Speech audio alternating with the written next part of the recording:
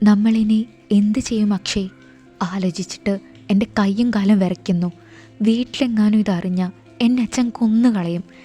എനിക്കും എന്ത് ചെയ്യണമെന്ന് അറിയില്ല നിയ. പക്ഷേ നമ്മൾ ഈ പ്രശ്നം ആരും അറിയാതെ പരിഹരിച്ചേ പറ്റൂ. അവനത് പറഞ്ഞപ്പോൾ അവൾ മെല്ലെ അവൻ്റെ മുഖത്തേക്ക് നോക്കിക്കൊണ്ട് ചോദിച്ചു, എങ്ങനെ? അതെനിക്കും അറിയില്ല. പക്ഷേ ഒരു പരിഹാരം എത്രയും പെട്ടെന്ന് കണ്ടെത്തിയില്ല എങ്കിൽ എല്ലാം വഷളാവും എന്നും പറഞ്ഞുകൊണ്ട് അവൻ നെറ്റിയിൽ വിരലുകൾ അമർത്തിക്കൊണ്ട് പൂനെയിലെ നഗരത്തിലേക്ക് നോക്കി. നിയ ആരും കാണാതെ ഉയർന്നു വന്നിരുന്ന അവളുടെ വയറിൽ വിരലോടിച്ചുകൊണ്ട് കണ്ണുനീർ പൊഴിച്ചു. അവളുടെ കരച്ചിൽ കേട്ടതും അക്ഷയ് അവളുടെ അടുത്തേക്ക് ചെന്നുകൊണ്ട് അവൻ്റെ നെഞ്ചിലേക്ക് അവളെ ചേർത്ത് നിർത്തിക്കൊണ്ട് പറഞ്ഞു, കരയാതിരിക്കുന്നിയ, ഞാനില്ലേ നിൻ്റെ കൂടെ. നമുക്ക് പറ്റിയൊരു അബദ്ധമാണിത്. പക്ഷേ നമ്മളിത് നേരത്തെ അറിഞ്ഞിരുന്നുവെങ്കിൽ നമുക്കിത് അബോർഷൻ ചെയ്ത് കളയാമായിരുന്നു. പക്ഷേ ഇതിപ്പോൾ ഏറെ വൈകിയില്ലേ? ഇനി അതിനും സാധ്യമല്ല.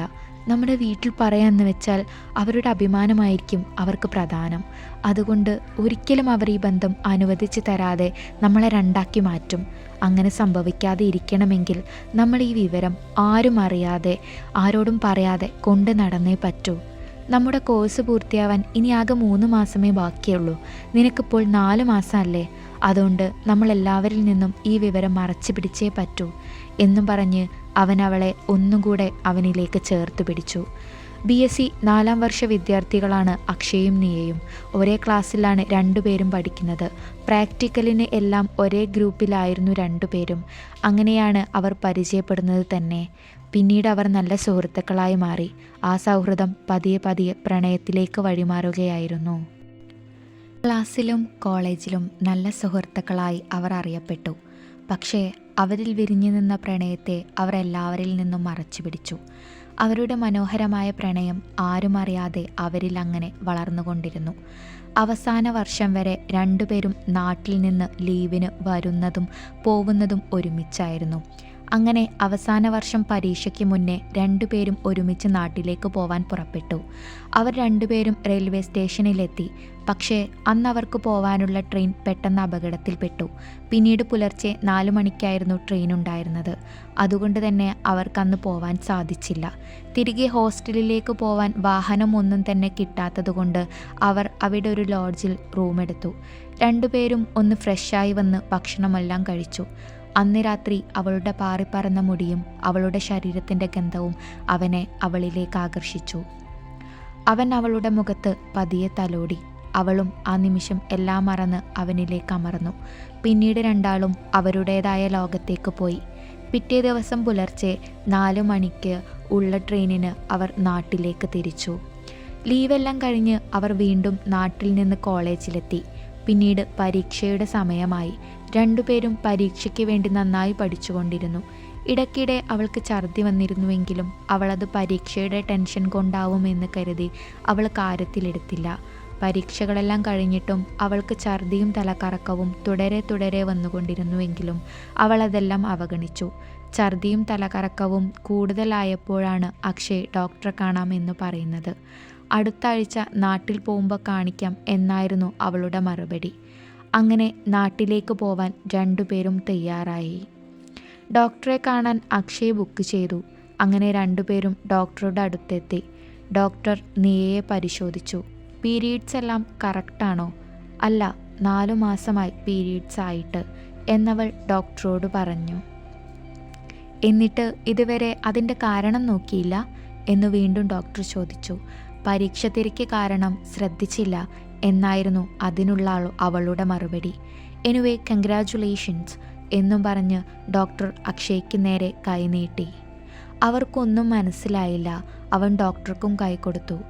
നിയ 4 മാസം പ്രഗ്നൻ്റ് ആണ് എന്ന് ഡോക്ടർ പറഞ്ഞപ്പോൾ രണ്ടുപേരും ഒരുപോലെ ഞെട്ടി.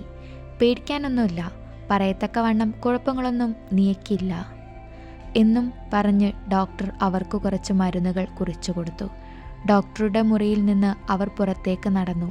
നിയയ്ക്ക് അവളുടെ കാലുകൾ തളരുന്നതുപോലെ തോന്നി. അവൾ പതിയെ അവിടെ ഉണ്ടായിരുന്ന ഇരിപ്പിടത്തിലിരുന്നു. കൂടെ അവനും.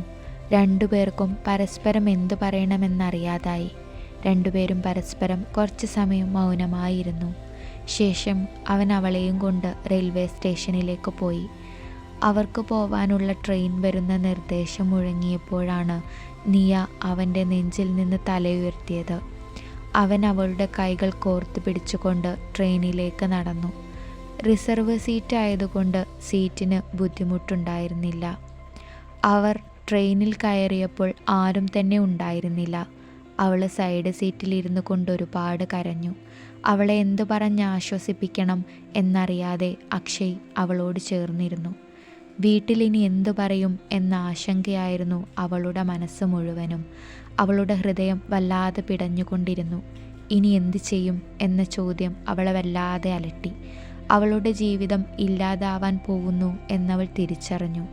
അവളുടെ അച്ഛന് മകൾ ഒരിക്കലും ഇങ്ങനെയൊരു തെറ്റ് ചെയ്തു എന്നറിഞ്ഞാൽ സഹിക്കാനാവില്ല എന്നവൾക്ക് തീർച്ചയായിരുന്നു. കാരണം അത്രയ്ക്കും വിശ്വാസവും സ്നേഹവുമായിരുന്നു അവളെ അവളുടെ അച്ഛന്. വീട്ടുകാരെ ഓർത്തപ്പോൾ അവളുടെ ശരീരം വല്ലാതെ വിറച്ചു. അവൾ പതിയെ കൈകൾ അവളുടെ വയറ്റിൽ വെച്ചു. ഒരു നിമിഷത്തെ പിട കൊണ്ട് നഷ്ടമാവാൻ പോകുന്നത് ഒരുപാട് പ്രതീക്ഷകളും സ്വപ്നങ്ങളുമാണ് എന്ന സത്യം അവൾ തിരിച്ചറിഞ്ഞു. അതേസമയം അക്ഷയും അവൻ്റെ വീട്ടുകാരെക്കുറിച്ചാണ് ഓർത്തത്. ഒരിക്കലും തന്നിൽ നിന്ന് ഇങ്ങനെ ഒരു തെറ്റ് വന്നാൽ അവർക്കും സഹിക്കാനാവില്ല എന്നവനും ഉറപ്പായിരുന്നു. ഇനി എങ്ങനെ ഈ പ്രശ്നത്തിന് പരിഹാരം കാണും എന്നവൻ ചിന്തിച്ചു കൊണ്ടിരുന്നു. പഠനമെല്ലാം കഴിഞ്ഞ് നല്ല ജോലി കണ്ടെത്തി എക്സ്പീരിയൻസ് ഒക്കെ ആയി വിദേശത്തേക്ക് 2 പേർക്കും പോവണം എന്നും തിരിച്ചു വന്നാൽ 2 വീട്ടുകാരുടെ സമ്മതത്തോടെ തങ്ങളുടെ വിവാഹം നടത്തണമെന്നുമായിരുന്നു അവരുടെ സ്വപ്നം. പക്ഷേ ഒരു നിമിഷം കൊണ്ട് എല്ലാം തകർന്നു പോയിരിക്കുന്നു. നീണ്ട മണിക്കൂറുകളുടെ യാത്രയ്ക്ക് ശേഷം അവർ അവരുടെ നാടായ തിരുവനന്തപുരത്ത് ട്രെയിനിറങ്ങി. അവിടെ നിന്ന് ഒരു ഓട്ടോയിൽ നിയയെ അവൻ കയറ്റി. വീട്ടിലെത്തിയിട്ട് വിളിക്കണം എന്നവൻ അവളോട് പറഞ്ഞു. അവളുടെ ദുഃഖമാർന്ന മുഖം കൊണ്ട് നീ അവനെ ഒന്ന് നോക്കി. മറുപടി ഒന്നും പറയാനാവാതെ അവൻ അവളെയും നോക്കി. ഓട്ടോ അവൻ്റെ കൺമുന്നിൽ നിന്നും മായുന്നത് വരെ അവൻ അവിടെ തന്നെ നോക്കി നിന്നു. ഓട്ടോ അവളുടെ വീടിൻ്റെ ഗേറ്റിൻ്റെ അടുത്ത് നിന്നു. ഓട്ടോക്കാരന് പണം നൽകി അവൾ ഗേറ്റ് തുറന്ന് അകത്തേക്ക് കയറി. ഇരുനില വീടിൻ്റെ മുറ്റത്ത് വർണ്ണമാർന്ന ചെടികൾ നിറഞ്ഞു നിന്നിരുന്നു. ചെടികൾക്കിടയിൽ നിന്ന് അവളെ കണ്ട അവളുടെ അമ്മ തല പൊക്കിക്കൊണ്ട് മോളെ എന്ന് വിളിച്ചു. അവൾ ആ ശബ്ദം കേട്ട ദിശയിലേക്ക് നോക്കി. മോളെ, നീ നേരത്തെ എത്തിയല്ലോ, വൈകുന്നേരം ആവുമെന്ന് പറഞ്ഞിട്ട് എന്നും പറഞ്ഞ് അവളുടെ അമ്മ നിയയുടെ കയ്യിൽ നിന്ന് ബാഗ് വാ മോളെ, അമ്മ നിനക്ക് ഇഷ്ടപ്പെട്ട കപ്പയും മത്തിക്കറിയും ഉണ്ടാക്കി വെച്ചിട്ടുണ്ട് എന്നും പറഞ്ഞ് അമ്മ അകത്തേക്ക് പോയി. അവളുടെ കണ്ണുകൾ അറിയാതെ നിറയുന്നത് അവൾ അറിഞ്ഞതും കണ്ണുകളെ അവൾ സ്വയം നിയന്ത്രിച്ചു കൊണ്ടിരുന്നു. റൂമിലെത്തി അവൾ കതകടച്ച് വാ പൊത്തിക്കൊണ്ട് കരഞ്ഞു. അമ്മയുടെ മുഖത്ത് നോക്കാൻ അവൾക്ക് വല്ലാത്ത ദുഃഖം തോന്നി. തൻ്റെ പ്രാണനാണമ്മ. അച്ഛൻ ഒരുപാട് സ്ട്രിക്റ്റ് ആണെങ്കിലും അച്ഛൻ്റെ ഉള്ളിലെന്നും അവളോടുള്ള സ്നേഹമാണുള്ളതെന്ന് അവൾക്കറിയാമായിരുന്നു. അതുകൊണ്ട് തന്നെ അവളുടെ ഹൃദയം വല്ലാതെ പൊടിഞ്ഞു. ശരീരത്തിൽ കുറച്ച് വെള്ളമെത്തിയാൽ കുറഞ്ഞ ആശ്വാസം ലഭിക്കുമെന്ന് കരുതി അവൾ കുളിക്കാനായി കയറി. പക്ഷേ അവൾ പ്രതീക്ഷിച്ചതുപോലെ ഒന്നും നടന്നില്ല. അവളുടെ ഹൃദയം അപ്പോഴും വല്ലാതെ പിടഞ്ഞുകൊണ്ടിരുന്നു. കുളിയെല്ലാം കഴിഞ്ഞ് അവൾ പുറത്തേക്ക് വന്നു. മോളെ, ദേ അമ്മ കാപ്പിയും കപ്പയും എടുത്തു വെച്ചിട്ടുണ്ട്, വന്ന് കഴിക്കേ എന്നും പറഞ്ഞ് അവർ മുറിയുടെ അകത്തേക്ക് വന്നു. ഞാൻ വന്നോളാം അമ്മ എന്നും പറഞ്ഞ് അവൾ അവളുടെ അമ്മയെ പറഞ്ഞു വിട്ടു. ശേഷം കണ്ണാടിയുടെ മുന്നിൽ ചെന്ന് അവളുടെ വയറിൽ പതിയെ തലോടി. ഒരു കുഞ്ഞു ജീവൻ തൻ്റെ ഉദരത്തിൽ ജന്മം കൊള്ളുന്നുണ്ടെന്ന സത്യം വീണ്ടും അവളുടെ ശരീരത്തെ തളർത്തി. എന്ത് ചെയ്യണമെന്നറിയാതെ അവളുടെ കണ്ണുകൾ ഈറനണിഞ്ഞു. മോളെ, വേഗം വായോ, എല്ലാം തണുത്തു പോവും എന്ന അവളുടെ അമ്മയുടെ വാക്കുകൾ കേട്ടപ്പോഴാണ് അവളുടെ ചിന്തകൾക്ക് അവൾ വിരാമമിട്ടത്. താഴെ ചെന്ന് അവൾ മേശയുടെ നല്ല ഇറച്ചിയിട്ട് വറ്റിച്ച കപ്പ അവളുടെ അടുത്തേക്ക് അമ്മ നീക്കി വെച്ചു കൊടുത്തു. അതിൻ്റെ മണം അവളുടെ മൂക്കിലേക്ക് അടിച്ചു കയറിയതും അവൾക്ക് ഛർദ്ദിക്കാനായി വന്നു. ഇരുന്നിടത്ത് നിന്ന് അവൾ എഴുന്നേറ്റോടി. എന്തു പറ്റി എന്ന മുഖഭാവത്തിൽ അവളുടെ അമ്മയും പിറകെ ചെന്നു. അവൾ ഛർദ്ദിക്കുന്നത് കണ്ട അമ്മ അവളുടെ പുറം നന്നായി തടവിക്കൊടുത്തു. എന്താ പറ്റിയേ അവർ ചോദിച്ചു. പെട്ടെന്നൊരു ഉത്തരം അവൾക്ക് ലഭിച്ചില്ല. അല്പസമയം കഴിഞ്ഞ് അവൾ പറഞ്ഞു, ട്രെയിനിൽ നിന്ന് കഴിച്ച ഭക്ഷണം വയറിന് പിടിച്ചില്ല എന്ന് തോന്നുന്നു എന്നും പറഞ്ഞ് അവൾ കട്ടിലിൽ ചെന്ന് കിടന്നു. കിടന്ന പാടെ അവൾ ഉറക്കത്തിലേക്ക് വഴുതി വീണു. അച്ഛനോടെല്ലാം തുറന്നു പറഞ്ഞാലോ എന്നും ആലോചിച്ച് അക്ഷയ് നിലാവിൻ്റെ വെളിച്ചം വാരി വിതറിയ അവൻ്റെ വീടിൻ്റെ മുറ്റത്ത് അങ്ങോട്ടും ഇങ്ങോട്ടും നടക്കുമ്പോഴാണ് അവൻ്റെ അച്ഛൻ അവൻ്റെ അടുത്തേക്ക് വരുന്നത്. അക്ഷയ് എന്ന വിളി കേട്ടതും അവൻ തിരിഞ്ഞു നോക്കി. അദ്ദേഹത്തെ കാണുമ്പോൾ തന്നെ അവൻ്റെ ഉള്ളിലെ അവശേഷിച്ച ധൈര്യമെല്ലാം ചോർന്നു പോകുന്നത് അവൻ തിരിച്ചറിഞ്ഞു. ഫോറസ്റ്റ് ഡിപ്പാർട്ട്മെൻറ്റിൽ ജോലി ചെയ്യുന്ന അദ്ദേഹം വളരെ ചിട്ടയോടെയും ടൈം ടേബിളിലുമായിരുന്നു അവനെ വളർത്തിയത്. അതുകൊണ്ട് തന്നെ അവനിൽ നിന്ന് വന്ന ഈ തെറ്റ് ഒരിക്കലും അദ്ദേഹം അംഗീകരിക്കില്ല എന്നവന് തീർച്ച തന്നെയായിരുന്നു. എന്താച്ചാ? അവൻ വിറയലോടെ ചോദിച്ചു.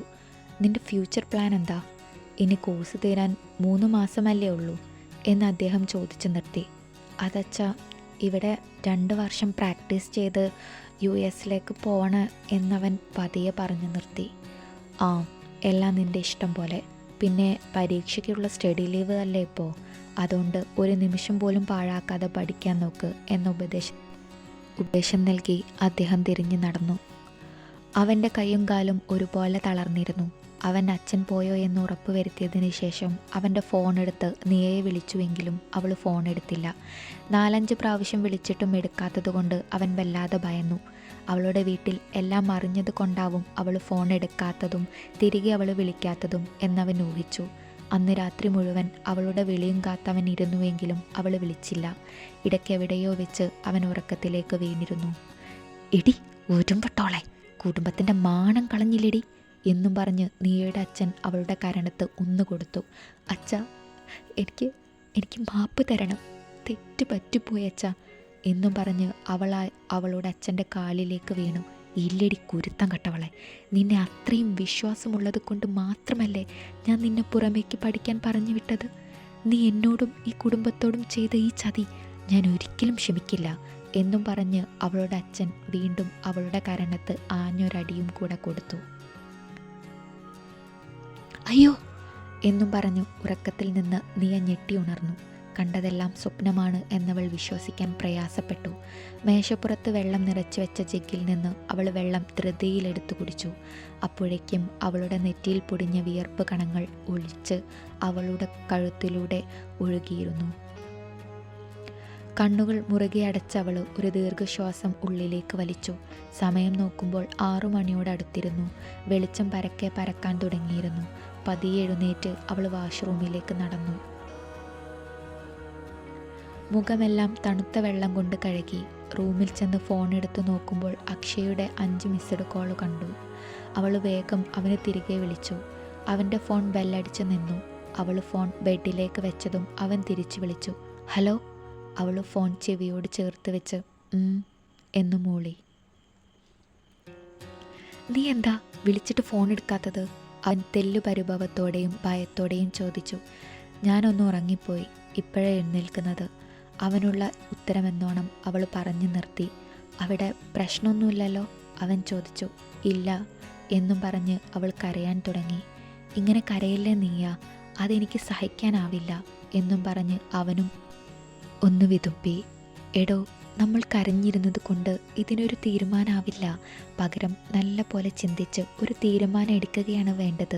നീ തളർന്നു പോയാൽ വീട്ടുകാർക്ക് സംശയം തോന്നും. പിന്നെ നിന്റെ പഠനം അവർ വേണ്ടെന്ന് വെക്കും. അതുകൊണ്ട് നീ ഈ വിവരം അവർ അറിയാതെ കാത്തു വെച്ചേ പറ്റൂ. പിന്നെ ഞാൻ ഇതിന് ഒരു വഴി കണ്ടുവച്ചിട്ടുണ്ട്. ഏറെ ആകാംക്ഷയോടെ അവൾ ചോദിച്ചു. എന്ത് വഴി? അത് ഇനി നമുക്ക് എക്സാം അല്ലേ, അത് കഴിഞ്ഞാൽ പിന്നെ 1 വർഷത്തെ ട്രെയിനിങ് ഉണ്ടെന്നും അതെല്ലാം കഴിഞ്ഞ് 1.5 വർഷം കഴിഞ്ഞ് ഇനി വീട്ടിലേക്ക് വരികയുള്ളൂ എന്നും പറഞ്ഞ് നീ വീട്ടുകാരെ വിശ്വസിപ്പിക്കണം.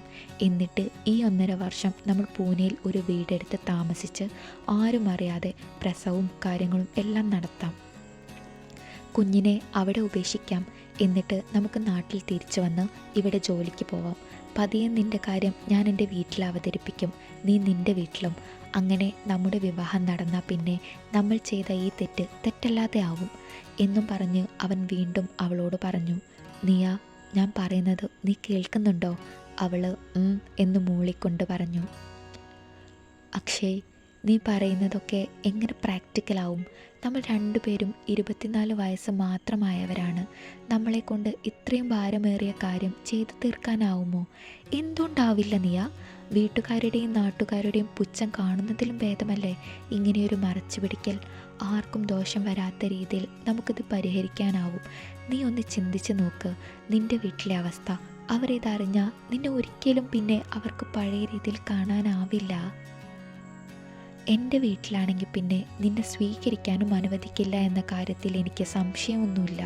പിന്നെ നീ ഈ സമൂഹത്തിൽ ഒറ്റപ്പെട്ട് ജീവിക്കേണ്ടി വരും. അതിലും ഭേദമല്ലേ നമ്മൾ ഒരുമിച്ചുള്ളൊരു ജീവിതം എന്നവൻ പറഞ്ഞപ്പോൾ അവൾക്കും അത് ശരിയാണെന്ന് തോന്നി. കൂടെ മനസ്സിനൊരാശ്വാസവും. എങ്കിൽ അങ്ങനെ ചെയ്യാം എന്നും പറഞ്ഞ് അവളൊന്ന് ദീർഘശ്വാസമെടുത്തു. എടോ, അവസാനത്തെ പരീക്ഷയാണ്, നല്ല പോലെ പഠിക്ക്, എന്നിട്ട് നമുക്ക് ബാക്കി നോക്കാം, കൂടെ ഞാനില്ലേ എന്നും പറഞ്ഞവൻ അവളെ ആശ്വസിപ്പിച്ചു. എങ്കിൽ നീ ചെന്ന് ഫ്രഷായി പോയി പഠിക്ക് എന്നവൻ പറഞ്ഞപ്പോൾ ശരി എന്നും പറഞ്ഞ് അവൾ ഫോൺ ഓഫ് ചെയ്തു. ഒരു നിമിഷം അവൾ അക്ഷയെക്കുറിച്ച് ഓർത്തു.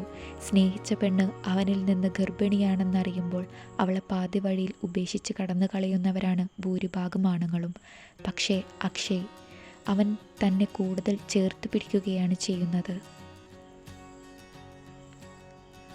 അവൻ തന്നെ ഒരിക്കലും പാതി വഴിയിൽ ഉപേക്ഷിച്ച് മടങ്ങുന്നവനല്ലെന്നും അവൻ്റെ സ്നേഹത്തിൽ കളങ്കം ചേർത്തിട്ടില്ലെന്നും അവൾ ആ നിമിഷം തിരിച്ചറിഞ്ഞു. പിറ്റേ ദിവസം മുതൽ അക്ഷയും നീയും എല്ലാം മറക്കാൻ ശ്രമിച്ചുകൊണ്ട് പഠനത്തിൽ ശ്രദ്ധ കേന്ദ്രീകരിക്കാൻ തുടങ്ങി. സംശയങ്ങളെല്ലാം അവർ പണ്ടത്തെ പോലെ വിളിച്ചു ചോദിച്ചുകൊണ്ട് പഠിച്ചു. ഇതിൻ്റെ ഇടയിൽ അവൾക്കുണ്ടാവുന്ന ഛർദിയെല്ലാം അവൾ ആരും അറിയാതെ കൊണ്ട് നടന്നു. അങ്ങനെ പൂനെയിലേക്ക് പോവാനുള്ള ദിവസം വന്നെത്തി. അച്ഛനോടും അമ്മയോടും ട്രെയിനിങ്ങിൻ്റെ കാര്യം അവൾ ധരിപ്പിച്ചിരുന്നു. ആദ്യം അവർ സമ്മതിച്ചില്ല എങ്കിലും അവളുടെ കരിയറിൻ്റെ ടേണിംഗ് പോയിൻ്റാണ് ഈ ട്രെയിനിങ് എന്ന് പറഞ്ഞ് അവൾ വീട്ടുകാരെ മയക്കിയെടുത്തു. അങ്ങനെ അവരുടെ സമ്മതം അവൾക്ക് ലഭിച്ചു. എല്ലാ സാധനങ്ങളും എടുത്ത് അവൾ തിരിച്ചു പോവാൻ തയ്യാറായി. വീട്ടിൽ നിന്ന് ഇറങ്ങിയപ്പോൾ ഉള്ളിലെവിടെയോ ഒരു കുറ്റബോധം അവളെ വല്ലാതെ അലട്ടി. അവൾക്ക് അച്ഛൻ്റെയും അമ്മയുടെയും മുഖത്ത് നോക്കാൻ പോലും കഴിയാത്ത വിധം കണ്ണുകൾ നിറഞ്ഞൊഴുകി. അയ്യേ, എന്തിനാ എൻ്റെ കുഞ്ഞ് കരയണത്? 1.5 വർഷം എന്നൊക്കെ പറയണത് അങ്ങ് വേഗം പോവും. അത് കഴിഞ്ഞാൽ എൻ്റെ കുട്ടി മാലാഖയായി തിരിച്ചു വരില്ലേ എന്നും പറഞ്ഞ് അവളുടെ അച്ഛൻ അവളുടെ നെറ്റിയിൽ ഒരു മുത്തം നൽകിയതും അവൾ അച്ഛനെയും അമ്മയെയും കെട്ടിപ്പിടിച്ച് കരഞ്ഞു. നന്നായി പരീക്ഷ എഴുതണം മോളെ എന്നും പറഞ്ഞ് അവളുടെ അമ്മ കണ്ണുകൾ തുടച്ചു. അവളെ റെയിൽവേ സ്റ്റേഷനിലേക്ക് കൊണ്ടുപോവാനുള്ള ഓട്ടോ വന്നു. എല്ലാവരോടും യാത്ര പറഞ്ഞ് അവൾ ഇറങ്ങി. ഓട്ടോയിലിരുന്ന് അവൾ മൗനമായി കരഞ്ഞു. അല്പസമയം കഴിഞ്ഞ് നിയ റെയിൽവേ സ്റ്റേഷനിലെത്തി. അവിടെ അവളെയും കാത്ത് അക്ഷയ് നിൽപ്പുണ്ടായിരുന്നു. അവളെ കണ്ടതും അവൻ്റെ മുഖത്ത് പുഞ്ചിരി വിടർന്നു. അപ്പോഴേക്കും അവർക്ക് പോവാനുള്ള ട്രെയിൻ വരുന്ന അനൗൺസ്മെൻറ്റ് മുഴങ്ങി. അക്ഷയ് അവളുടെ ബാഗ് വാങ്ങി അവൻ്റെ തോളിലേക്ക് വെച്ചു. ശേഷം അവളുടെ കൈകൾ പിടിച്ചുകൊണ്ട് അവൻ നടന്നു. രണ്ടുപേരും സീറ്റിൽ ചെന്നിരുന്നു. എടോ, താനെല്ലാം കവർ ചെയ്തോ? എന്നെക്കൊണ്ട് പറ്റുന്ന വിധം ഞാൻ നോക്കിയിട്ടുണ്ട്. ഇടയിലുള്ള ഛർദിയും തലകറക്കവും കൊണ്ട് വല്ലാത്ത ക്ഷീണമാണ് എന്നും പറഞ്ഞ് അവൾ അവൻ്റെ തോളിലേക്ക് ചാഞ്ഞു. അവൻ പതിയെ അവളുടെ മുടിയിഴകൾ തലോടി. അങ്ങനെ അവർ ഹോസ്റ്റലിലെത്തി. അവനുള്ള ഹോസ്റ്റൽ കുറച്ചപ്പുറത്താണ് എങ്കിലും വരാന്തയിൽ നിന്ന് നോക്കിയാൽ അവൻ അവളെ കാണാമായിരുന്നു. ഹോസ്റ്റലിലെ കുട്ടികളെല്ലാം പരീക്ഷ ചൂടിലായതുകൊണ്ട് തന്നെ നിയയുടെ ക്ഷീണം പലരും ശ്രദ്ധിച്ചില്ല. നല്ല മാർക്ക് വാങ്ങാൻ നിയയും അക്ഷയും പരമാവധി പരിശ്രമിച്ചു. പരീക്ഷയുടെ അവസാന ദിവസം എല്ലാവരും ഹോസ്റ്റലിൽ നിന്ന് പോവാനുള്ള പുറപ്പാടിലായിരുന്നു. പരീക്ഷയെല്ലാം കഴിഞ്ഞ് ഓരോരുത്തരായി യാത്ര പറഞ്ഞു പിരിഞ്ഞു. അന്ന് നീയും അക്ഷയും പോവാതെ ഹോസ്റ്റലിൽ തന്നെ നിന്നു. പിറ്റേ ദിവസം രാവിലെ അവർ രണ്ടുപേരും ഹോസ്റ്റലിൽ നിന്ന് ഇറങ്ങി. 4 വർഷത്തെ പരിചയം അവന് പൂനെയിൽ വാടകയ്ക്കൊരു വീട് കിട്ടാൻ പ്രയാസമുണ്ടാക്കിയില്ല. പുറമേ നിന്ന് നോക്കിയാൽ ഒരു കുഞ്ഞു വീടാണെങ്കിലും ഉള്ളിൽ നല്ല സൗകര്യമുണ്ടായിരുന്നു. സന്തോഷത്തോടെയുള്ള ഒരു പ്രഗ്നൻസി അവൾക്ക് കൊടുക്കണമെന്നുള്ളത് അവൻ്റെ ആഗ്രഹമായിരുന്നു. അതുകൊണ്ട് തന്നെ അവൻ അവളെ എപ്പോഴും ഹാപ്പിയാക്കി വയ്ക്കാൻ ശ്രമിച്ചുകൊണ്ടിരുന്നു. ചിലവുകൾ ഇനി കൂടുതലാണെന്ന് മനസ്സിലാക്കിയ അക്ഷയ് അടുത്തുള്ള ഒരു ചെറിയ ഹെൽത്ത് സെൻ്ററിൽ ജോലി നോക്കുകയും ഭാഗ്യവശാൽ അവൻ ആ ജോലി ലഭിക്കുകയും ചെയ്തു. വീട്ടിൽ തനിച്ചിരുന്ന് നിയയ്ക്ക് ബോറടിച്ചു തുടങ്ങി. അതുകൊണ്ട് അവളും ജോലിക്ക് പോവാൻ തീരുമാനിച്ചു. ഹെൽത്ത് സെൻ്ററിൽ ജോലിയൊഴിവ് വന്നപ്പോൾ അവളും അവൻ്റെ കൂടെ ജോലിക്ക് പോവാൻ തുടങ്ങി. കാര്യമായി വലിയ കുഴപ്പങ്ങളൊന്നും 5-ാം മാസം തൊട്ട് അവൾക്കുണ്ടായില്ല. സന്തോഷത്തോടെ ആയിരുന്നു അവർ മുന്നോട്ടു പോയത്. പക്ഷേ അവളുടെയും അവൻ്റെയും മനസ്സിൽ വീട്ടുകാരെ വഞ്ചിക്കുന്നതിനുള്ള കുറ്റബോധം നിറഞ്ഞു നിന്നിരുന്നു. വീട്ടുകാർ വിളിച്ചു കഴിഞ്ഞാൽ അവൾ ഒറ്റയ്ക്കിരുന്ന് കരയും. അപ്പോഴും അവൾക്ക് കൂട്ടായി അവനുണ്ടാവും എന്നത് അവൾക്കുള്ള ഒരു ധൈര്യമായിരുന്നു. ദിവസങ്ങൾ മാസങ്ങളായി മാറിക്കൊണ്ടിരുന്നു. അവർക്ക് എത്രയും പെട്ടെന്ന് ഡെലിവറി ഒന്ന് കഴിഞ്ഞാൽ മതി എന്നായിരുന്നു. കാരണം വീട്ടുകാരോട് കാണിക്കുന്ന വഞ്ചന ഓരോ നിമിഷവും അവരെ ഇല്ലാതാക്കിക്കൊണ്ടിരുന്നു.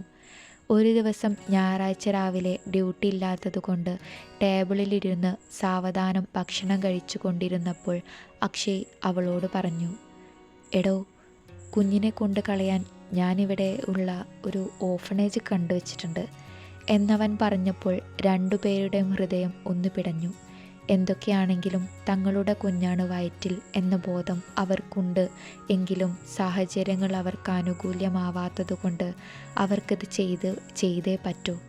അവനത് പറഞ്ഞപ്പോൾ ഒരമ്മയുടെ സ്നേഹം അവളുടെ കണ്ണുകളിൽ കാണാമായിരുന്നു. കണ്ണുകൾ നിറഞ്ഞുകൊണ്ട് അവൾ അവിടെ നിന്ന് എഴുന്നേറ്റ് പോയി. അവൻ്റെ കണ്ണുകളും നിറഞ്ഞിരുന്നു.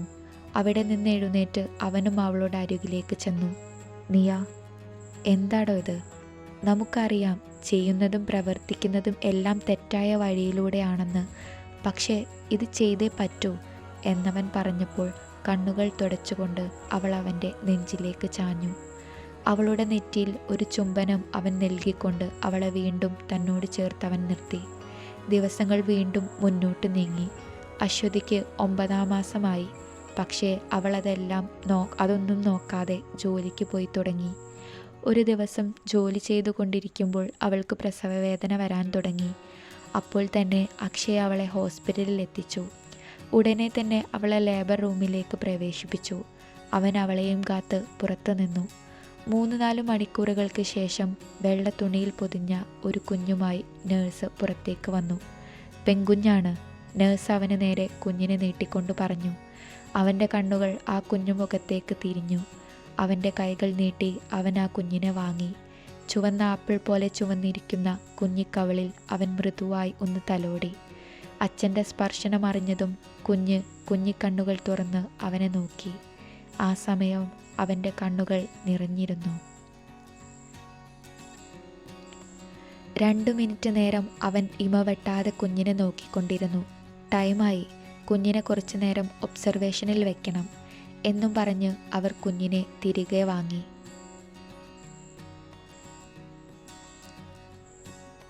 നേഴ്സിനെ നോക്കിക്കൊണ്ട് അവൻ ചോദിച്ചു, നീയ? ഒബ്സർവേഷനിലാണ്, കുറച്ചു കഴിഞ്ഞ റൂമിലേക്ക് മാറ്റും എന്നും പറഞ്ഞ് അവർ കുഞ്ഞിനെയും കൊണ്ടുപോയി. അവൻ അവൾക്ക് വേണ്ടി കാത്തിരുന്നു. അവളെ റൂമിലേക്ക് മാറ്റിയിട്ടുണ്ട്, ചെന്ന് കണ്ടുകൊള്ളാൻ നേഴ്സ് വന്ന് പറഞ്ഞപ്പോൾ അവൻ റൂമിലേക്ക് ഓടി. ബെഡിൽ കിടക്കുകയാണ് അവൾ, കൂടെ കുഞ്ഞും. അവൻ ഓടിച്ചെന്ന് അവളുടെ നെറ്റിയിൽ ഒരു മുത്തം നൽകി. അവർ രണ്ടാളും കുഞ്ഞിനെ നോക്കി. രണ്ടുപേരുടെയും ഹൃദയം വല്ലാതെ പിടഞ്ഞു. കുഞ്ഞ് നല്ലപോലെ ചിരിക്കുന്നുണ്ട്. കുഞ്ഞിള മുഖം നന്നായി പ്രസന്നമാണ്. അതെല്ലാം കണ്ടതും ഏങ്ങലടയ്ക്കാനാവാതെ നിയയും കരഞ്ഞു, കൂടെ അവനും. പിറ്റേ ദിവസം നിയയ്ക്ക് ബ്ലീഡിംഗ് കൂടി. നല്ലപോലെ വയറുവേദനയും ഉണ്ടായിരുന്നു. അതുകൊണ്ട് 3 ദിവസം അവർക്ക് ആശുപത്രിയിൽ തന്നെ നിൽക്കേണ്ടി വന്നു. നിയയുടെ ഇടത് കൈയിലെ കൈപ്പടത്തിലുള്ള വലിയ 2 കറുത്ത മറുകുകൾ അതേപോലെ കുഞ്ഞിൻ്റെ കയ്യിലുമുള്ളതായി അക്ഷയ് കണ്ടു. അവൻ അവൾക്ക് അത് കാണിച്ചു കൊടുത്തപ്പോൾ അവളുടെ ഉള്ളിലെ അമ്മ മനസ്സ് വല്ലാതെ വിതുമ്പി. 3-ാം ദിവസം വൈകിട്ട് അവർ വീട്ടിലേക്ക് തിരിച്ചു. വീട്ടിലെത്തിയപ്പോൾ രാത്രി ആയതുകൊണ്ട് അവൻ പുറത്തുനിന്ന് ഭക്ഷണം വാങ്ങി. അതെല്ലാം കഴിച്ച് കിടക്കാൻ പുറപ്പെട്ടപ്പോൾ അക്ഷയ് അവളോട് പറഞ്ഞു, നാളെ കുഞ്ഞിനെ കൊണ്ടുകൊടുക്കണം, ഇല്ലെങ്കിൽ അവൾ നിൻ്റെ ചൂട് തിരിച്ചറിയും. അങ്ങനെ സംഭവിച്ചാൽ പിന്നെ മറ്റാരുടെയും കൂടെ പിന്നെ കുഞ്ഞ് നിൽക്കില്ല എന്ന് പറഞ്ഞ് അവൻ കണ്ണുകൾ തുടച്ച് കിടക്കയിൽ ചെന്നിരുന്നു. തൊട്ടിലിൽ ഉറങ്ങുന്ന കുഞ്ഞിനെ അവൾ കട്ടിലിൻ്റെ നടുക്കായി കിടത്തി. ഒരു സൈഡിൽ നീ കിടക്ക് എന്നു പറഞ്ഞ് അവൾ അപ്പുറത്തെ സൈഡിൽ ചെന്ന് കിടന്നു. അവളുടെ കൈകൾ കുഞ്ഞിനെ ചുറ്റിക്കെട്ടി. അവനും കുഞ്ഞിനെ പൊതിഞ്ഞിരുന്നു. തങ്ങളുടെ കുഞ്ഞ്. പക്ഷേ ഞങ്ങളുടെ കൂടെ ജീവിക്കാൻ ഭാഗ്യം ഈശ്വരൻ തന്നില്ല എന്നാലോചിച്ച് നിയയുടെ കണ്ണ് നിറഞ്ഞു തുളുമ്പി. അക്ഷയ്, നമ്മുടെ ഇപ്പോഴത്തെ സാഹചര്യം മോശമാണെങ്കിലും എല്ലാം കലങ്ങി തെളിയുന്ന അന്ന് നമുക്ക് ഇവളെ തിരിച്ചു പിടിക്കണം എന്നും പറഞ്ഞ് അവൾ കരഞ്ഞു. ആടോ, നമുക്ക് വേണം ഇവളെ എന്നും പറഞ്ഞ് അവൻ അവളെ സമാധാനിപ്പിച്ചു. ആ രാത്രി രണ്ടുപേരും ഉറങ്ങാതെ കുഞ്ഞിനെ ഇമവെട്ടാതെ നോക്കിയിരുന്നു. ആ രാത്രി അവർക്കത്രമേൽ പ്രാധാന്യമുള്ളതായിരുന്നു.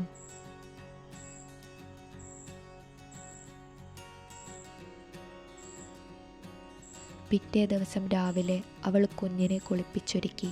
കുഞ്ഞിന് വേണ്ട ഡ്രസ്സും മറ്റു സാധനങ്ങളും ഒരു ബാഗിലാക്കി വെച്ചു. അക്ഷയ് റൂമിലേക്ക് വന്നു. അവൻ അവളുടെ മുഖത്തേക്ക് നോക്കാതെ കുഞ്ഞിനെയും ബാഗും എടുത്ത് പുറത്തേക്ക് നടന്നു. അവൾ ഓടി വന്ന് കുഞ്ഞിന് വീണ്ടും ചുംബനങ്ങൾ കൊടുത്തു. ശേഷം അവൾ വീട്ടിലേക്ക് ഓടി വാതിലടച്ചു. അവൻ ഓർഫണേജിൽ കുഞ്ഞിനെ കൊടുത്ത് കാര്യങ്ങൾ ധരിപ്പിച്ചു. ഞാൻ വരും, എൻ്റെ കുഞ്ഞിനെ കൊണ്ടുപോവാൻ, ആർക്കും കൊടുക്കാതെ കാത്തു വെച്ചേക്കണം എന്നും പറഞ്ഞ് അവൻ കുഞ്ഞിന് മുത്തം നൽകി. അവരുടെ കയ്യിലേക്ക് കുഞ്ഞിനെ കൊടുത്തു. ആ സമയം തന്നിലെ അച്ഛനെ അവൻ തിരിച്ചറിഞ്ഞു. കുഞ്ഞിനെ കൊടുത്ത് തിരിഞ്ഞു നടന്നപ്പോൾ കുഞ്ഞിൻ്റെ കരച്ചിൽ അവൻ കേട്ടു.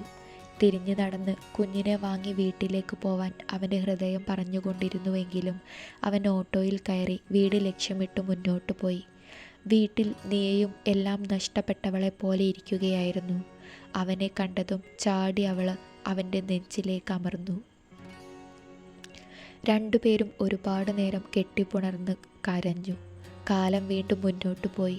കുഞ്ഞിനെ കിടത്തിയ ടർക്കിയെടുത്ത് മണത്ത് അവൾ ഒരുപാട് നേരം എന്നും കരഞ്ഞുകൊണ്ടിരിക്കും.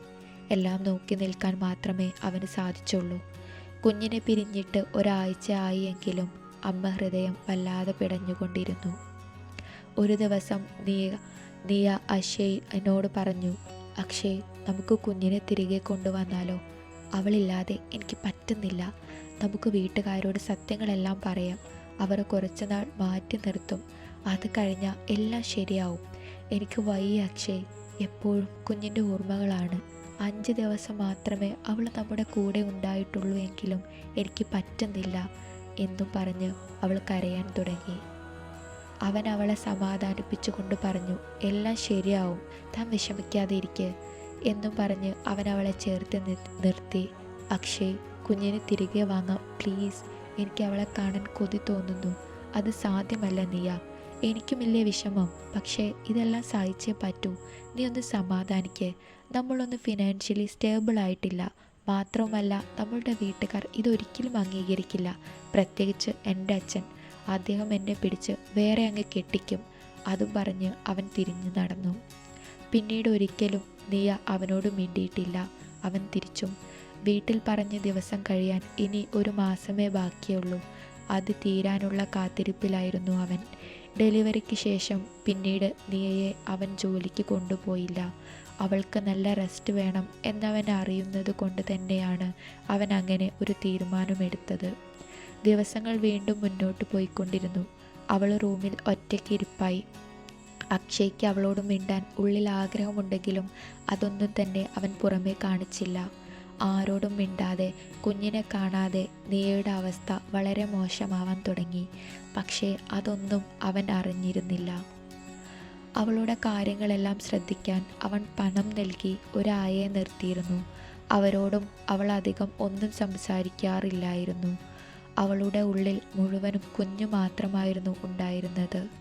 ഒരു ദിവസം ജോലിക്ക് പോയ അക്ഷയയുടെ ഫോണിലേക്ക് ആയയുടെ വിളി വന്നു. അവൻ അവരുടെ കാൾ എടുത്ത് ചെവിയിലേക്ക് വെച്ചതും അവൻ അവിടെ നിന്ന് പുറത്തേക്ക് ഓടുന്നതും ഒന്നിച്ചായിരുന്നു. അവൻ ഒരു ഓട്ടോയിൽ കയറി. നിത്യ ഹോസ്പിറ്റൽ എന്നവൻ ഡ്രൈവർക്ക് നിർദ്ദേശം നൽകി. ഓട്ടോ ഹോസ്പിറ്റലിലേക്ക് നീങ്ങി. ഓട്ടോക്കാരന് പണം നൽകി അവൻ ഓടി. ഐസിയുവിൻ്റെ അടുത്തെത്തിയപ്പോഴാണ് അവൻ്റെ ഓട്ടം നിന്നത്. എന്താ പറ്റിയത്? അവിടെ കണ്ട ആയയോട് അവൻ ചോദിച്ചു. എനിക്കൊന്നും അറിയില്ല. ഞാൻ കഞ്ഞി കൊടുക്കാൻ ചെന്ന് നോക്കുമ്പോൾ അവൾ നിലത്ത് കിടക്കുന്നതാണ് കണ്ടത് എന്നവർ പറഞ്ഞു നിർത്തി. അപ്പോഴേക്കും ഐസിയുവിൻ്റെ വാതിൽ തുറന്ന് ഡോക്ടർ പുറത്തേക്ക് വന്നു. ഞാൻ നിയുടെ ഹസ്ബൻഡാണ്. അവൾക്കിപ്പോൾ തലച്ചോറിൽ ബ്ലോക്ക് വന്നതാണ്. നല്ലപോലെ ടെൻഷൻ, ഡിപ്രഷൻ ഒക്കെ ഉള്ളവർക്കാണ് പെട്ടെന്ന് തലച്ചോറിൽ ബ്ലോക്ക് വരുന്നത്. മരണം വരെ സംഭവിക്കും. പക്ഷേ അവളിപ്പോൾ ഓക്കെയാണ്. ഹസ്ബൻഡിനെ കാണാൻ അവൾ ആഗ്രഹം പ്രകടമാക്കിയിട്ടുണ്ട്. നിങ്ങൾക്ക് പോയി കാണാം എന്ന് ഡോക്ടർ പറഞ്ഞപ്പോൾ അവൻ വേഗം അകത്തേക്ക് കയറി. 3 ആഴ്ചയായിരുന്നു അവർ തമ്മിൽ സംസാരിച്ചിട്ട്. അവളെ കണ്ടതും അവൻ്റെ കണ്ണുകൾ നിയന്ത്രണം വിട്ട് കരയാൻ തുടങ്ങി. അവൻ്റെ കണ്ണുനീർ തുള്ളി അവളുടെ നെറ്റിയിൽ പതിഞ്ഞു. മെല്ലെ അവൾ കണ്ണുകൾ തുറന്നു നോക്കി. അക്ഷയ്, പതിഞ്ഞ സ്വരത്തിൽ അവൾ വിളിച്ചു. അവൻ അവളുടെ നെറ്റിയിൽ ഒരു മുത്തം നൽകി. അക്ഷയ്, എനിക്ക് നമ്മുടെ കുഞ്ഞിനെ കാണണം. എൻ്റെ അവസാനത്തെ ആഗ്രഹമാണിത് എന്നും പറഞ്ഞ് അവൾ അവൻ്റെ കൈകൾ ചേർത്തു പിടിച്ചു. അത് കേട്ടപ്പോൾ അവൻ്റെ കണ്ണുകളിൽ നിന്ന് കണ്ണുനീർ തുള്ളികൾ അടങ്ങാതെ പെയ്തുകൊണ്ടിരുന്നു. കാണിച്ചു തരാം, ഞാൻ കൊണ്ടുവരാം എന്നും പറഞ്ഞ് അവൻ അവളുടെ കൈകൾ ചേർത്തു പിടിച്ചു. എങ്കിൽ ഇപ്പോൾ തന്നെ ചെല്ല അക്ഷയ് എന്നും പറഞ്ഞ് അവൾ അവനെ പറഞ്ഞു വിട്ടു. അവൻ വേഗത്തിൽ ഓർഫണേജ് ലക്ഷ്യമിട്ട് ഓട്ടോയിൽ കയറി. അവനാകെ വിയർത്ത് കുളിച്ചിരുന്നു. അവിടെ എത്തി നേരെ അവൻ ചെന്നത് ഓർഫണേജിലെ ഓഫീസറുടെ അടുത്തായിരുന്നു. അന്ന് താൻ കുഞ്ഞിനെ കൈമാറ്റം ചെയ്തപ്പോൾ ഇദ്ദേഹമായിരുന്നില്ല എന്നവൻ മനസ്സിലോർത്തു. ആദ്യമുണ്ടായിരുന്ന ഓഫീസറെ കുറിച്ച് ചോദിച്ചപ്പോൾ അദ്ദേഹം ലീവിലാണെന്നറിഞ്ഞു. എന്നിരുന്നാലും അവൻ കുഞ്ഞിനെ ആവശ്യപ്പെട്ടു. കുഞ്ഞിനെ കൈമാറ്റം ചെയ്യണമെങ്കിൽ കുറച്ച് ഫോർമാലിറ്റികൾ ഉണ്ടെന്നും എല്ലാം ചെയ്തു തീർക്കുമ്പോഴേക്കും ഒരാഴ്ച എടുക്കുമെന്നും അറിയിച്ചു. തൻ്റെ ഭാര്യയുടെ അവസ്ഥ അവൻ അവിടെ വിവരിച്ചുവെങ്കിലും ഫലം കണ്ടില്ല. ഏറെ നിരാശയോടെ അവൻ അവിടെ നിന്നും മടങ്ങി. ഹോസ്പിറ്റലിൽ എത്താറായപ്പോൾ ആയയുടെ നമ്പർ അവൻ്റെ ഫോണിൽ തെളിഞ്ഞു നിന്നു. അവൻ പതിയെ ഫോണിലേക്ക് നോക്കി, പക്ഷേ എടുത്തില്ല. ഇവിടെ എത്തിയല്ലോ, ഇനി എന്താ കാര്യമെന്ന് നേരിട്ട് പറയാലോ എന്ന് കരുതിയാണ് അവൻ ഫോൺ എടുക്കാത്തത്. ലിഫ്റ്റിൽ നിറയെ ആളുകളായതുകൊണ്ട് തന്നെ സ്റ്റെപ്പുകൾ കയറിയാണ് അവൻ ഐസിയുവിൻ്റെ മുന്നിലെത്തിയത്. ഐസിയുവിൻ്റെ മുന്നിൽ തന്നെ ആയ അവരുടെ സാരിത്തുമ്പ് കൊണ്ട് ചുണ്ടുകൾ പൊത്തി നിൽപ്പുണ്ട്. അവൻ അവർക്കരികിലേക്ക് ചെന്നപ്പോൾ തന്നെ ഐസിയുവിൻ്റെ വാതിൽ തുറന്നു ഒരു സ്ട്രക്ചറിൽ വെള്ള തുണി കൊണ്ട് മൂടിയ ഒരു ബോഡിയുമായി പുറത്തേക്ക് വരുന്നത് അവൻ കണ്ടത്. കൂടെ ഡോക്ടറുമുണ്ട്. അവനെ കണ്ടതും ഡോക്ടർ അവൻ്റെ അടുത്തേക്ക് ചെന്നുകൊണ്ട് പറഞ്ഞു, ഞങ്ങൾ പരമാവധി ശ്രമിച്ചു, പക്ഷേ അതും പറഞ്ഞ് അവൻ്റെ തോളിൽ തട്ടി അദ്ദേഹം മുന്നോട്ട് നടന്നു. സ്ട്രക്ചർ അവൻ്റെ അരികിലായി നിന്നുകൊണ്ട് വെള്ളത്തുണി കൊണ്ട് മൂടിയ മുഖം അവന് കാണിച്ചു കൊടുത്തു. അവനാകെ തളർന്നു പോയിരുന്നു ആ സമയം. ആയ അവൻ്റെ അരികിലേക്ക് ചെന്നുകൊണ്ട് പറഞ്ഞു, വീട്ടുകാരെ അറിയിക്കണ്ടേ? അപ്പോഴാണ് അവൻ അവളുടെ മരണം സത്യമാണ് എന്ന് തിരിച്ചറിയുന്നത്. അവൻ അവിടെ നിന്ന് ആർത്ത് കരഞ്ഞു. ആശുപത്രിയിൽ വെച്ച് തന്നെ അവൻ അവളുടെയും അവൻ്റെയും വീട്ടുകാർക്ക് വിളിച്ചു പറഞ്ഞു. അവരെത്തിയിട്ട് നാട്ടിലേക്ക് കൊണ്ടുപോകാനായിരുന്നു തീരുമാനം. എല്ലാം നഷ്ടപ്പെട്ടവനായി അവളെ ഒരു നോക്ക് അവസാനമായി കാണാൻ അവളുടെ അച്ഛനും അമ്മയും എത്തി. കൂടെ അവൻ്റെ വീട്ടുകാരും. അവൻ ആർക്കും മുഖം കൊടുക്കാതെ അവളുടെ അരികിൽ തല താഴ്ത്തിയിരുന്നു. നാട്ടിലേക്ക് അവളുടെ ബോഡിയുമായി അവർ ആംബുലൻസിൽ പുറപ്പെട്ടു. അവളുടെ അച്ഛൻ്റെയും അമ്മയുടെയും മുഖത്ത് നോക്കാൻ അവന് സാധ്യമായിരുന്നില്ല. നാട്ടിലെത്തി സംസ്കാര ചടങ്ങുകളെല്ലാം കഴിഞ്ഞ് ആളുകൾ പിരിഞ്ഞു. കൂടെ അക്ഷയും അവൻ്റെ വീട്ടുകാരും. 2 ആഴ്ച അവൻ മുറിയിൽ നിന്ന് പുറത്തിറങ്ങാതെ അവിടെ തന്നെ ഇരുന്നു. അവളുടെ ഓർമ്മകളും അവസാനമായി പറഞ്ഞ ആഗ്രഹവുമായിരുന്നു അവൻ്റെ മനസ്സ് മുഴുവൻ. തൻ്റെ സ്വാർത്ഥതയായിരുന്നു അവളെ മരണത്തിലേക്ക് തള്ളിയിടാനുള്ള കാരണം എന്നും പറഞ്ഞ് അവൻ തല ചുമരിൽ ഇടിച്ചു കരഞ്ഞു. അവൾ കുഞ്ഞിനെ തിരികെ കൊണ്ടുവരാമെന്ന് പറഞ്ഞപ്പോൾ കൊണ്ടുവന്ന് അവളെയും കുഞ്ഞിനെയും കൊണ്ട് നാട്ടിലേക്ക് പോയി തൻ്റെ ഭാര്യയും കുഞ്ഞുമാണിത് എന്ന് പറയാൻ തൻ്റെ അഭിമാനവും അപക്ഷാബോധവും അനുവദിച്ചില്ല. ഒരു പക്ഷേ അവൾക്ക് വേണ്ടി താൻ അങ്ങനെ ചെയ്തിരുന്നുവെങ്കിൽ അവൾ എന്നും തൻ്റെ കൂടെ കാണുമായിരുന്നു എന്നോർത്ത് അവൻ വീണ്ടും പൊട്ടിക്കരഞ്ഞു. അവസാനമായി പറഞ്ഞതും കുഞ്ഞിനെ കുറിച്ചായിരുന്നു. അവസാനമായി അവൾക്ക് കുഞ്ഞിനെ ഒന്ന് കാണിച്ചു കൊടുക്കാൻ പോലും തനിക്കായില്ല എന്നാലോചിച്ചപ്പോൾ അവൻ സ്വയം ശപിച്ചു. പെട്ടെന്നാണ് അവൻ്റെ മനസ്സിലേക്ക് കുഞ്ഞിൻ്റെ കാര്യം ഓർമ്മ വന്നത്. ഇനി അവൾ മാത്രമേ നിയയുടെ ഓർമ്മയായി തനിക്കുള്ളൂ എന്നോർത്ത് അവൻ ചാടി എഴുന്നേറ്റു. എന്നിട്ട് ആരോടും പറയാതെ അന്ന് തന്നെ അവൻ പൂനെയിലേക്ക് പോയി. അവിടെ എത്തി അവൻ കുഞ്ഞിനെ കാണാൻ പോയി. ശേഷം കുഞ്ഞിനെ തിരികെ കിട്ടാനുള്ള നിയമപരമായ കാര്യങ്ങൾ ചെയ്യാൻ തുടങ്ങി. അതിനിടയിൽ അവൻ്റെ വീട്ടുകാർ അവൻ്റെ ഫോണിലേക്ക് നിർത്താതെ വിളിച്ചു കൊണ്ടിരുന്നു. ഒടുവിൽ അവൻ ഫോൺ എടുത്തു. "നീ എവിടെയാ കുഞ്ഞെ?" എന്ന് പറഞ്ഞ് ശേഷം ഒരു കരച്ചിലായിരുന്നു അവൻ കേട്ടത്. "നീ വേഗം തിരിച്ചു വാ" എന്നവൻ്റെ അമ്മ കരച്ചിൽ പൊത്തിപ്പിടിച്ചുകൊണ്ട് പറഞ്ഞു. "ഞാൻ വരും" എന്നു പറഞ്ഞ് അവൻ ഫോൺ വെച്ചു. ഒരാഴ്ച അവൻ അവരുടെ പൂനെയിലെ വീട്ടിൽ താമസിച്ചു. അവിടെയെല്ലാം അവളുടെ ഗന്ധം അവൻ അനുഭവപ്പെട്ടു. അവൻ അവളെക്കുറിച്ചോർത്ത് ഒരുപാട് കരഞ്ഞു. ഇതിനിടയിൽ അവന് UK-യിൽ ജോലി ശരിയായിരുന്നു. അങ്ങനെ ഒരാഴ്ചയുടെ നിയമ തടസ്സങ്ങൾ എല്ലാം കഴിഞ്ഞ് അവന് കുഞ്ഞിനെ തിരികെ കിട്ടി. സന്തോഷത്തോടെ അവൻ കുഞ്ഞിനെയും കൊണ്ട് നാട്ടിലേക്ക് പോയി. കുഞ്ഞിൻ്റെ കയ്യിലുണ്ടായിരുന്ന മറുക് അവൻ പതിയെ തലോടി. അവളുടെ കരങ്ങളിൽ സ്പർശിക്കുന്നത് പോലെ അവന് തോന്നി. നാട്ടിലെത്തി നേരെ അവൻ പോയത് അവളുടെ വീട്ടിലേക്കായിരുന്നു. കുഞ്ഞിനെ അവളുടെ അച്ഛൻ്റെ കാര്യങ്ങളിലേക്ക് വെച്ചു കൊടുത്തപ്പോൾ അദ്ദേഹം കരയുന്നത് അവൻ ഉള്ളുപൊള്ളുന്ന വേദനയോടെ കണ്ടു. ആ സങ്കടം അവൻ മനസ്സിലാക്കി. അതിന് കാരണം ഇന്ന് അവനും ഒരച്ഛനാണ് എന്നുള്ളതാണ്. ആ കുഞ്ഞിൻ്റെ നെറ്റിയിൽ ഒരു ഉമ്മ കൊടുത്തുകൊണ്ട് അച്ഛൻ അക്ഷയുടെ മുഖത്തേക്ക് നോക്കിക്കൊണ്ട് അവൻ്റെ തലയിൽ തൊട്ട് അനുഗ്രഹിച്ചു. കൂടെ കുഞ്ഞിനെയും. തന്നെ ശപിക്കേണ്ട സ്ഥാനത്ത് അനുഗ്രഹം തന്ന അച്ഛൻ്റെ മുഖത്തേക്ക് അവൻ ദയനീയമായി ഒന്ന് നോക്കിയപ്പോൾ അവൻ്റെ തോളിൽ അദ്ദേഹം ഒന്ന് തട്ടി അകത്തേക്ക് പോവാൻ ഒരുങ്ങിയപ്പോൾ അക്ഷയ് പറഞ്ഞു, "ഞാൻ 3 ദിവസം കൊണ്ട് UK-യിലേക്ക് പോവും. ഒരു ജോലി ശരിയായിട്ടുണ്ട്." അവൻ അത് പറഞ്ഞപ്പോൾ അദ്ദേഹം കുഞ്ഞിനെ നോക്കി. അതിനുത്തരമെന്നോണം അവൻ പറഞ്ഞു, "ഞാൻ കുഞ്ഞിനെയും കൂടെ കൊണ്ടുപോകും" എന്നും പറഞ്ഞ് അവൻ അവിടെ നിന്നിറങ്ങി അവൻ്റെ വീട്ടിലേക്ക് ചെന്നു. അതുവരെ ദേഷ്യത്തിലായിരുന്ന അവൻ്റെ അച്ഛൻ ആ കുഞ്ഞിളം മുഖം കണ്ടതും എല്ലാം മറന്ന് അവനെ കെട്ടിപ്പുണർന്നു. പോവുന്ന കാര്യം പറഞ്ഞപ്പോൾ അവർക്കെല്ലാം സങ്കടം തോന്നി. പക്ഷേ അവൻ അതിനൊന്നും മുഖം കൊടുക്കാതെ ഒഴിഞ്ഞു മാറി. പോകുന്നതിൻ്റെ തലേ ദിവസം കുഞ്ഞിനെയും കൊണ്ട് അവൻ നിയ ഉറങ്ങുന്ന മണ്ണിലേക്ക് ചെന്നു. ഒരു ഇളം കാറ്റ് അവനെയും കുഞ്ഞിനെയും ചുറ്റി വരിഞ്ഞു. അവളുടെ സാന്നിധ്യം അവൻ തിരിച്ചറിഞ്ഞു. അവൻ്റെ കൺതടങ്ങൾ നിറഞ്ഞു. "നിയ, ഇതാ നമ്മുടെ കുഞ്ഞ്.